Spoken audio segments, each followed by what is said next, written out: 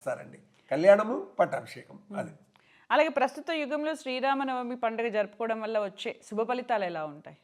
శుభ ఫలితాలు తమ మనస్సులో ఉండేటటువంటి ధైర్యాన్ని బట్టి ఉంటుందండి. ఏదైనా కానీ ఏదో ఒక సంఘటన జరిగింది, ఆ జరిగినటువంటి సంఘటన ప్రభావంతో మనస్సు పిరికితనం పొందితే దానితోటి ఏ పరిచయమైనా కానీ నష్టం వస్తుంది. కానీ మనస్సు సంకల్పం అనేటటువంటి దృఢంగా వజ్ర సంకల్పం అంటారు స్వామి వివేకానందులు. ఇదే అంటారండి, ఉక్కు నరాలు కలిగినటువంటి వారు కొంత ఒక 100 మంది నాకు ఇవ్వండి, భారతదేశం యొక్క పరిస్థితి మార్చేస్తాను. వజ్ర సంకల్ప శక్తి కలిగినటువంటి వారు 100 మందిని ఇవ్వండి. ఆ సంకల్ప శక్తి ఉండాలి, ఆ వజ్ర సంకల్ప శక్తి ఉండాలి, ఆ మనోధైర్యం ఉండాలి.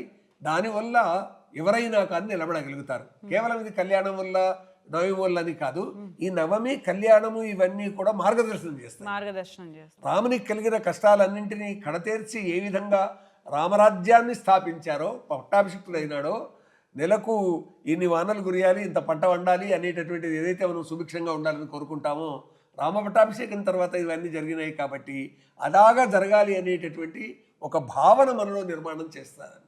అంటే ఎప్పుడైతే ఆలోచన అనేది నిర్మాణం అవుతుందో అది క్రియారూపాన్ని ధరిస్తుంది. ఎప్పుడు క్రియారూపాన్ని ధరిస్తుందో దానికి మంచి ఫలితం వస్తుంది. అది సంకల్పము, క్రియ, ఫలితం ఇవి ఒకదాన్ని అనుసరించి ఒకటి ఉంటాయి. ఆ విధంగా మనిషి ఎదగాలి అని కోరుకోవాలి, ఆ రకంగా మంచి శుభ ఫలితాలు రావాలి అనేటటువంటి భావనతోటి పనిచేయాలి. ఈ జనరేషన్లో చాలామందికి రాముడి గురించి, అంటే అప్పట్లో రామాయణం అనే కథలుగా రావడం ఇవన్నీ, ఇప్పుడు ఆధ్యాత్మికవేత్తలు చెప్తున్న ప్రవచనాలకు కూడా పెద్దవాళ్ళే వెళ్తున్నారు, చిన్నపిల్లలు వెళ్ళట్లేరు. చిన్నపిల్లలకు కూడా రామాయణం గురించి తెలియాలంటే ఏం చేయాలి? తప్పకుండా అండి. చిన్నప్పటి నుంచి కూడా ఒక దేశం ఉంటుంది, ఆ దేశానికి ఒక ధర్మం ఉంటుంది, అదొక జాతి అయి ఉంటుంది, దానికి ఒక సంస్కృతి ఉంటుంది. ఆ సంస్కృతిని తల్లిదండ్రులు, యువదంపతులు ముఖ్యంగా తమ ఇంటి నుంచి ఏది ప్రారంభం చేయాలి. తమ భాషను తిట్టుకోవడం, తమ దేశాన్ని తిట్టుకోవడం, తమ ధర్మాన్ని తిట్టుకోవడం, తమ గ్రంథాలను తిట్టుకోవడం అని అంటే మరి ఎవరిని మెచ్చుకున్నట్టు? పోనీ విదేశీ ఏదో మెచ్చుకుందాం అనుకుందాం, వాళ్ళ సంస్కృతి వస్తుంది. ఎప్పుడైతే ఆ దేశం సంస్కృతి వీళ్ళ మనసులోకి నాటుకుంటుందో ఆ దేశాలకు బానిసలు అయిపోతారు.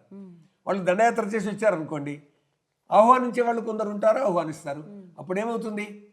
భారతదేశం ఏ విధంగానైతే 8వ శతాబ్ద ప్రారంభంలో విదేశీయుల చేతుల్లోకి వెళ్ళిపోయిందో, ఆ తర్వాత మొత్తం భారతదేశాన్ని ఆక్రమించడం జరిగిందో, ఇది నా దేశం, ఇది నా ధర్మం, ఇది నా జాతి, ఇది నా సంస్కృతి అనేటటువంటి భావన నిర్మాణం కావాల్సినటువంటి అవసరం ఉంది. అట్లా ఉన్నప్పుడే దేశాన్ని రక్షించుకుంటారు. విష్ణు పురాణంలో గొప్ప శ్లోకం ఉందండి, ఆ సింధు సింధు పర్యంత యస్య భారత భూమిక పితృభూహు పుణ్యభూశ్చైవ సవై హిందూ రుతి స్మృత అని. సింధు నది నుంచి హిందూ మహాసముద్రం వరకు ఉన్నటువంటి ఏ భూభాగం అయితే ఉన్నదో ఆ భూభాగాన్ని నా మాతృభూమి, నా పితృభూమి, నా కర్మభూమి, నా పుణ్యభూమి, నా జన్మభూమి అని ఎవరైతే భావించుకుంటారో వాళ్ళు రక్షించుకుంటారండి. ఎవరైతే భావించుకోరో ఇది భోగభూమి. కానీ ఎక్కడుంటే ఏంటి, ఎక్కడ తింటే ఏంటి, ఎక్కడ పండుకుంటే ఏంటి అనేటటువంటి భావన కలిగినటువంటి వాళ్ళ బతుకులు బానిస బతుకులు అవుతాయి. కానీ అందరికీ తనదైనటువంటి భూమి ఉండాల్సిందే. తన దుకాన్, తన మకాన్ అంటామండి. అంతేగా తన దుకాన్ మకానే కాదండి, తన వ్యవసాయ క్షేత్రం తనదై ఉండాలి, తన ఫ్యాక్టరీ తనదై ఉండాలి, కర్మాగారం తనదై ఉండాలి. కాబట్టి తన ఇల్లు తనదై ఉండాలి, తన దుకాన్, తన మకాన్, తన ఫ్యాక్టరీ, తన యొక్క వ్యవసాయ క్షేత్రం తనదై ఉంటే బతుకు తెరువు ఉంటుంది. లేకపోతే అస్తిత్వం ఉండదు. మానవునికి ఎగ్జిస్టెన్స్ అంటాం, అస్తిత్వం ఉండదు. అస్తిత్వం ఉండాలి అని అంటే రాముడు చెప్పిన ఆ చివరి శ్లోకం ఉంది చూడండి, అక్కడి నుంచి లంక నుంచి బయలుదేరి జననీ జన్మభూమిశ్చ స్వర్గాదపి గరీయసి, కన్న తల్లి, కన్న నేల తల్లి, స్వర్గం కన్నా మిన్నర లక్ష్మన్న అని అన్నాడని, రామన్న అన్నాడని జానపదులు హాయిగా చెప్పుకుంటారండి. ఇది అంతే కదండి, ఒక చిన్న విషయం. రామాయణం అంతా 24,000 శ్లోకాలు. 24,000 శ్లోకాలు. 24,000 శ్లోకాలలో శ్రీరామనవమి రోజు ప్రత్యేకంగా ఏది రాని వాళ్ళు ఇంట్లో చెప్పుకోవాల్సిన శ్లోకం ఏదైనా ఉందా? ప్రత్యేకంగా, ఎందుకంటే కళ్యాణానికి సంబంధించినటువంటిది జానక్యాం కమలాంజలి పుటే అనేటటువంటి శ్లోకం భద్రాచలం నుంచి ప్రారంభమైందండి. అంటే ఎలాగైతే వీళ్ళు తలంబ్రాలు అంటారు మామూలు వివరాలు, తలంబ్రాలు పోసుకునేది ఉన్నదో ఆ రోజు ఆ శ్లోకాన్ని స్మరించుకుంటే సంతోషం అని. అంటే వివాహానికి సంబంధించినటువంటి.